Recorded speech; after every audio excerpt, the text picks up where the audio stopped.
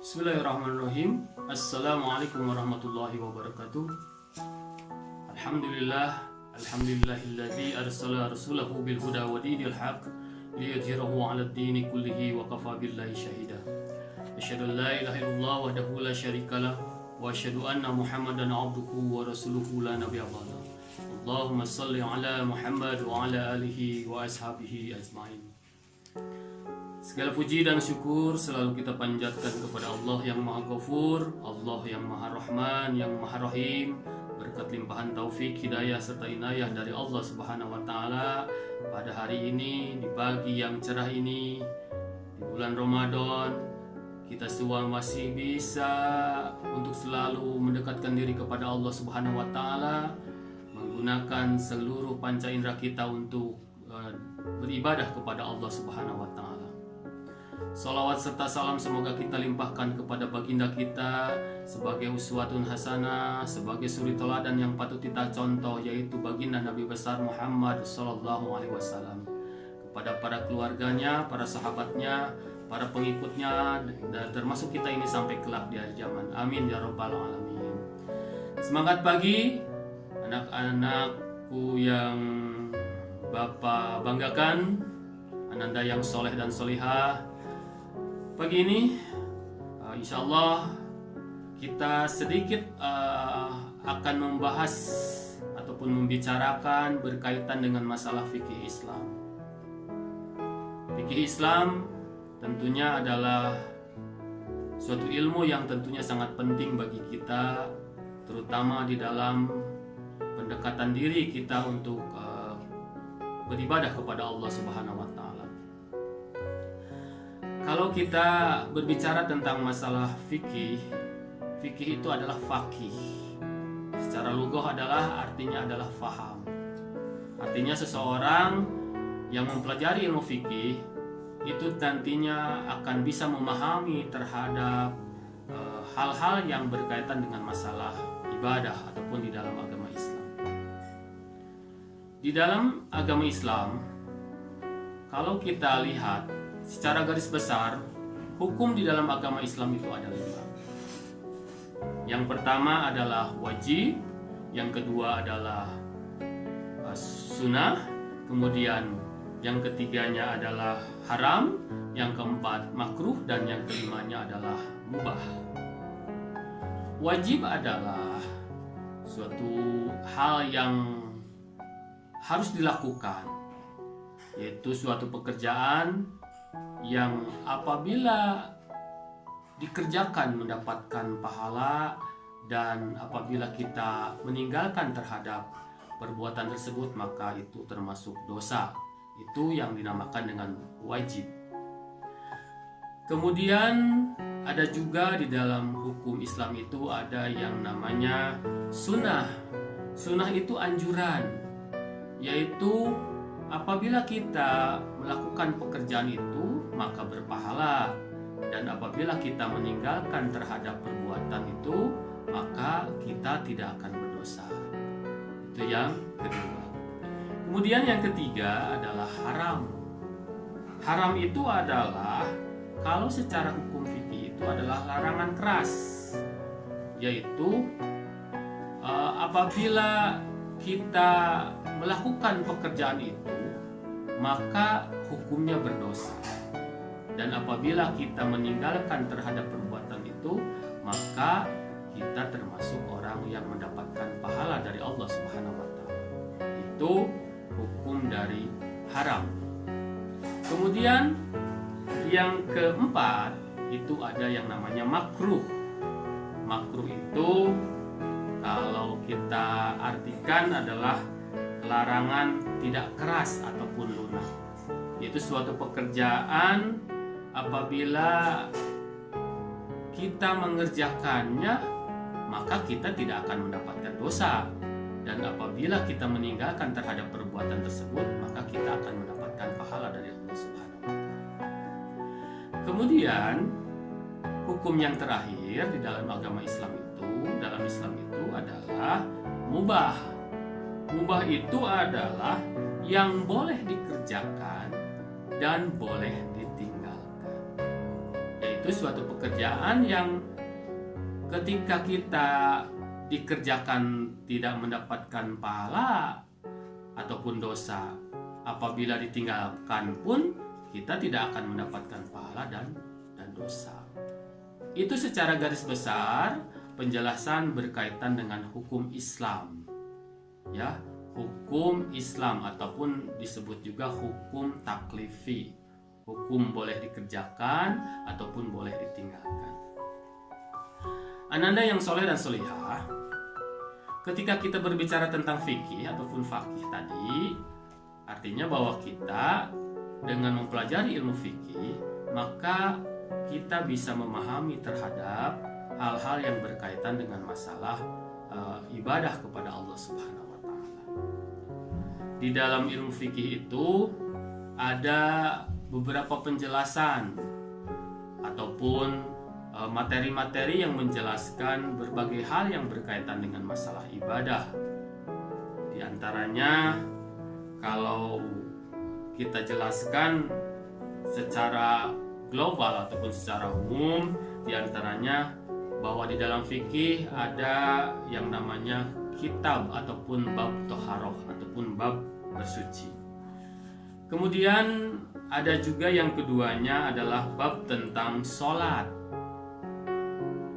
yaitu kaitannya dengan bagaimana kita berkaitan dengan masalah syarat sah sholat, syarat wajib sholat, rukun sholat, dan yang lain-lainnya. Itu yang kedua.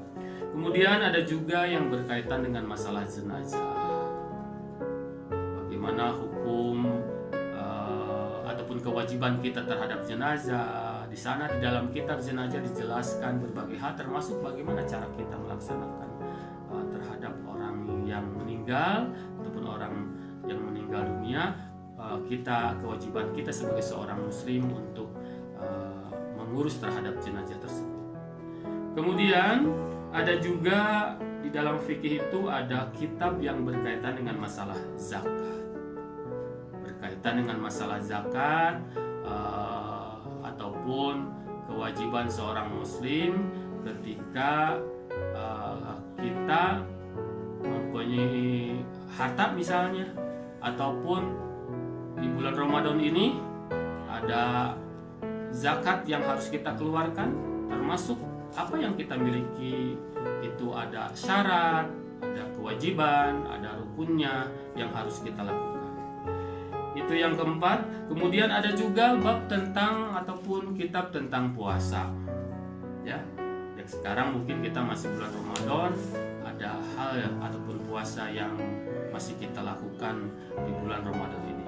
Kemudian ada juga di dalam fikih itu materi ataupun bab tentang haji dan umrah. Ada juga materi tentang muamalah. Ada juga materi tentang faraid ataupun waris. Dan ada juga materi tentang munakahat ataupun bab nikah. Ada juga materi tentang jinayah ataupun hukum bagaimana hukum-hukum ketika kita membunuh, melukai, dan lain-lainnya. Itu sebagian besar dibahas di dalam ilmu fikih.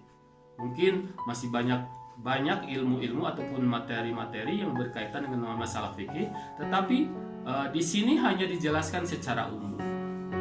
Baiklah, Ananda yang soleh dan solehah, yang Bapak banggakan sebagai calon generasi Qurani, calon generasi penerus, bahwa kalau kita bahas seluruhnya mungkin tidak akan cukup. Maka sedikitnya ada materi yang mungkin sangat relevan dengan bulan Ramadan ini. Yang pertama adalah bab berkaitan dengan masalah zakat. Zakat di dalam bulan Ramadan ataupun kewajiban seorang muslim itu di dalam bulan Ramadan itu ada zakat ataupun ada kewajiban untuk mengeluarkan zakat. Yaitu ada zakat fitrah. Oke, sebelum materinya dijelaskan ke yang lebih lanjut, kita tahu bahwa zakat itu secara arti ataupun secara lughah, zakat itu secara lughah itu adalah bersih, tumbuh ataupun bertambah. Itu secara lugah ataupun secara etimologi. Kemudian zakat itu sendiri kalau diartikan secara istilah itu adalah mengeluarkan sebagian harta yang kita miliki,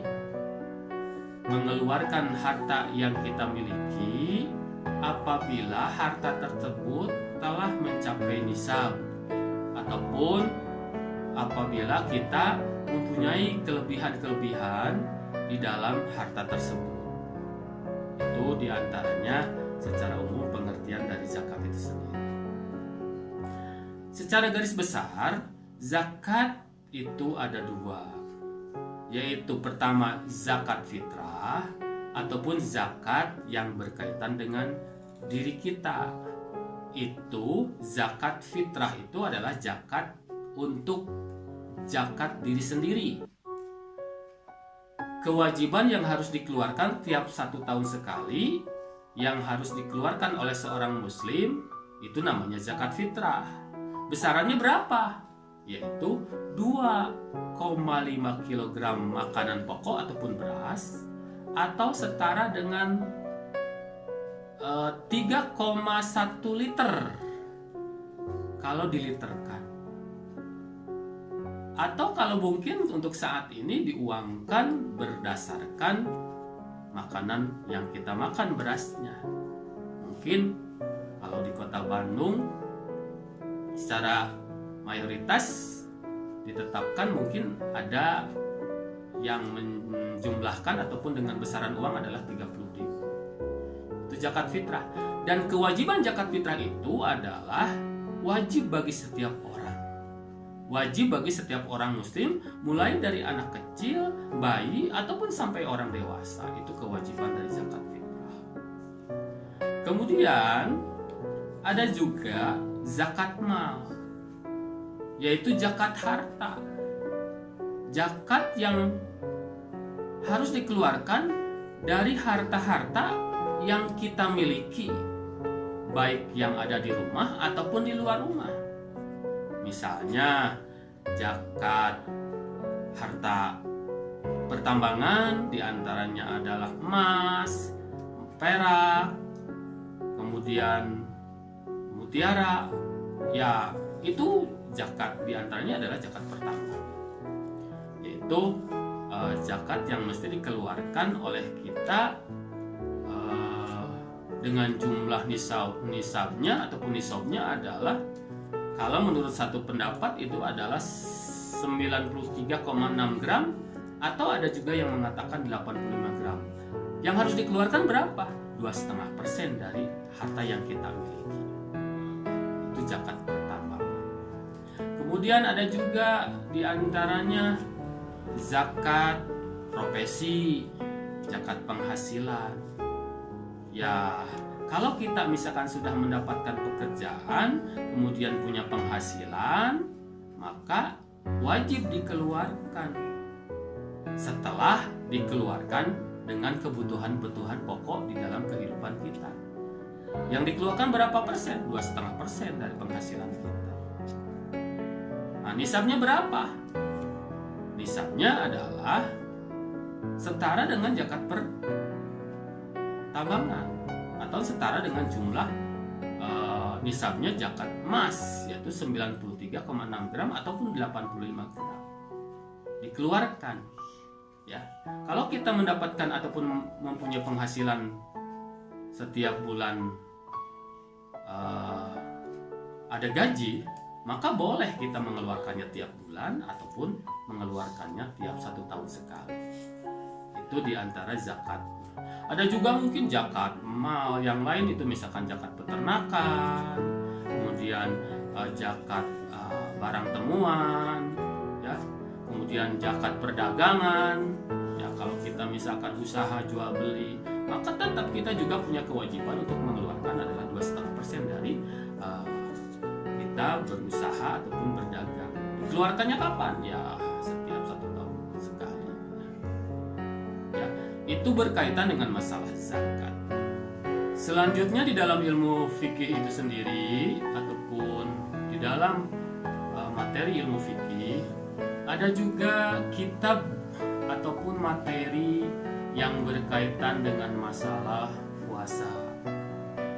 Puasa, kalau di dalam bulan Ramadan itu ada kewajiban melaksanakan puasa wajib ataupun puasa Ramadan, sebagaimana yang dianjurkan ataupun diwajibkan berdasarkan salah satu dalilnya adalah di dalam Quran surat Al-Baqarah ayat 183 yang berbunyi A'udzubillahi minasyaitonirrajim. Bismillahirrahmanirrahim. Ya ayyuhalladzina amanu kutiba alaikumusiyam kama kutiba alal ladzina min qablikum la'allakum tattaqun. Wahai orang-orang yang beriman, telah diwajibkan atas kamu berpuasa sebagaimana telah diwajibkan atas orang-orang sebelum kamu.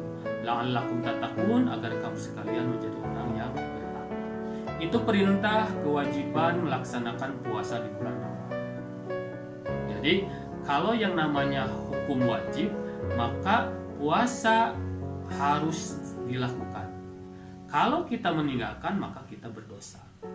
Dan apabila misalkan kita tidak melakukannya, dengan kata lain ada halangan misalkan ataupun sakit, ataupun bagi seorang perempuan misalnya ada halangan haid, maka kewajibannya adalah mengganti ataupun mengqadha di hari yang lain. Ya. Kemudian di dalam puasa itu sendiri ada yang namanya puasa sunnah. Puasa sunnah itu diantaranya ada puasa Senin Kamis, ada puasa Nabi Daud, kemudian ada puasa hari Arafah tanggal 9 Zulhijjah, dan puasa sunnah-sunnah yang lainnya. Kalau puasa sunnah tentunya itu kaitannya dengan hukum Islam yang sudah dijelaskan sebelumnya, bahwa kalau yang namanya sunnah itu adalah anjuran apabila dikerjakan mendapatkan pahala, dan apabila kita meninggalkan tidak menjadikan dosa. Nah, begitu pula berkaitan dengan masalah puasa sunnah. Tetapi kalau memang kita mampu untuk melaksanakan puasa tersebut, apalagi seorang pelajar, pemuda-pemudi yang masih kuat, ya, maka kita dianjurkan untuk melaksanakan kebiasaan-kebiasaan yang dicontohkan oleh baginda Nabi besar Muhammad SAW. Contohnya adalah puasa Senin Kamis. Biasakan, karena Rasulullah juga membiasakan puasa tersebut. Contoh yang lain adalah puasa hari Arafah 9 Zulhijjah, ya. Ketika menjelang tanggal 10 Zulhijjah, di mana orang-orang yang sedang melakukan haji itu, maka mereka melakukan wukuf. Nah, bagi yang tidak melakukan haji, maka kita dianjurkan untuk melaksanakan puasa hari Arafah 9 Zulhijjah. Itu penjelasan berkaitan dengan sekilas berkaitan dengan masalah materi berkaitan dengan masalah puasa.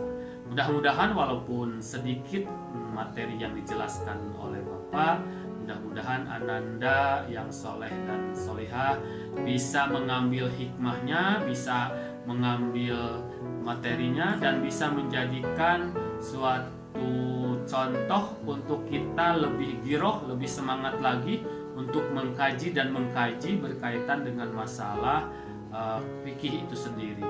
Kalau kita sudah paham terhadap berbagai hal yang berkaitan dengan fikih, termasuk di dalam hal berkaitan dengan masalah tata cara sholat, bacaan sholat, gerakan sholat, dan yang lain-lainnya, maka kalau kita sudah paham terhadap ilmu fikihnya, maka insya Allah kita akan bisa mempunyai keteguhan hati untuk istiqomah di dalam ibadah kepada Allah Subhanahu wa Ta'ala. Itu saja yang Bapak sampaikan. Sekali lagi mudah-mudahan bisa bermanfaat, khususnya bagi Bapak sendiri dan umumnya bagi Ananda yang soleh dan solihah, dan bagi yang mendengarkan apa yang Bapak sampaikan. Mudah-mudahan ini semua sekali lagi bisa menjadikan kita lebih semangat lagi untuk mengkaji dan mengkaji terhadap agama Islam. Demikian, marilah kita tutup dengan doa penutup majelis. Subhanakallahumma wa bihamdika asyhadu an la ilaha illa anta astaghfiruka wa atubu ilaik. Billahi sabilil haq. Wassalamualaikum warahmatullahi wabarakatuh.